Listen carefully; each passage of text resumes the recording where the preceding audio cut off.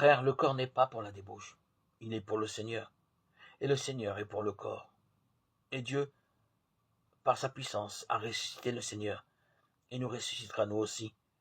Ne le savez-vous pas? Vos corps sont les membres du Christ. Celui qui s'unit au Seigneur ne fait avec lui qu'un seul esprit. Fuyez la débauche. Tous les péchés que l'homme peut commettre sont extérieurs à son corps. Mais l'homme qui se livre à la débauche commet un péché contre son propre corps. Ne le savez-vous pas? Votre corps est un sanctuaire de l'Esprit Saint, lui qui est en vous et que vous avez reçu de Dieu. Vous ne vous appartenez plus à vous-même, car vous avez été acheté à grand prix. Rendez donc gloire à Dieu dans votre corps. Première lettre de saint Paul apôtre aux Corinthiens, 1, 6, 13, 20. Le choix que le Christ fait de son disciple engage celui-ci dans une communauté de destin avec lui. C'est un don gratuit auquel répond un accueil conscient de cette gratuité, qui se déploie par un même dynamisme de don. Au travers de l'envoyé, le royaume s'approche, Matthieu 17, et celui qui accueille l'envoyé accueille celui qui envoie. Renier le Christ devant les hommes coupe ce dynamisme de don, isole celui qui, dès lors, n'est plus envoyé. Ce qu'il vit n'est plus porteur du royaume, mais se dissipe dans l'éphémère de ce monde.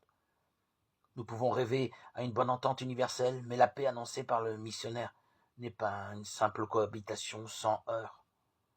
La parole est un glaive tranchant aussi. Se déclarer pour le Christ n'est pas sans susciter l'épreuve qui vérifie la qualité du lien. Ce qui n'est pas éprouvé ne peut être attesté. Ainsi, notre attachement au Christ nous provoque-t-il dans nos relations, même les liens familiaux peuvent basculer en opposition douloureuse.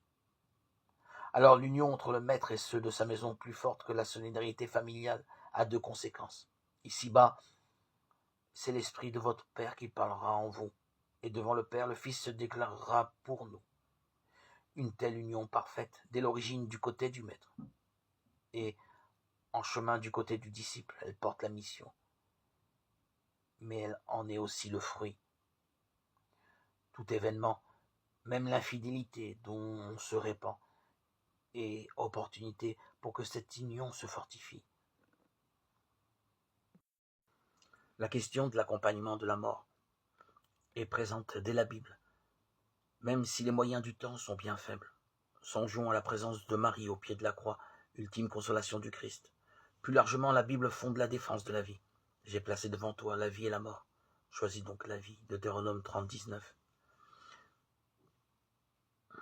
La vie humaine est le fondement de tous les biens, la source, la condition nécessaire de toute activité humaine et de toute communion sociale.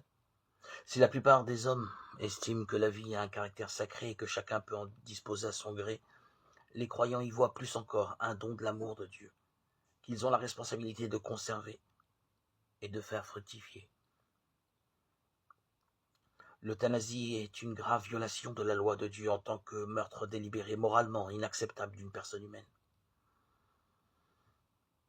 L'euthanasie s'oppose à la fraternité. Si je choisis de mourir parce que je me sens trop vieux, j'envoie à tous ceux qui sont plus vieux que moi le signal qu'ils doivent mourir. Pendant des siècles, les chrétiens ont développé des arts qui devaient aider les mourants, même si c'était avec une sensibilité qui n'est plus la nôtre. En face, le mot euthanasie vient de la philosophie grecque. Les philosophes antiques, comme Sénèque, se suicidaient quand la vie devenait insoutenable. La controverse est donc ancienne, mais ce sont les progrès du XXe siècle qui ont permis une autre euthanasie médicalisée, aujourd'hui réclamée, ou des soins palliatifs qui ont provoqué le débat actuel. Nous devons condamner l'euthanasie et promouvoir le développement des soins palliatifs. Un certain discours séculaire sur la valeur de la souffrance n'est aujourd'hui plus défendu. Partout où nous trouvons la souffrance doit être combattue avec les moyens disponibles dans le respect de la dignité humaine.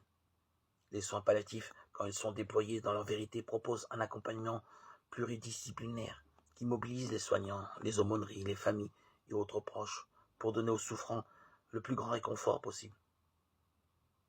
Pour un croyant, La religion est un immense soutien dans ces heures de fin de vie. Mais la mort demeure un mystère, elle ne sera jamais domestiquée, comme on le dit trop souvent. Chacun la vivra à son tour, seul face à son Dieu.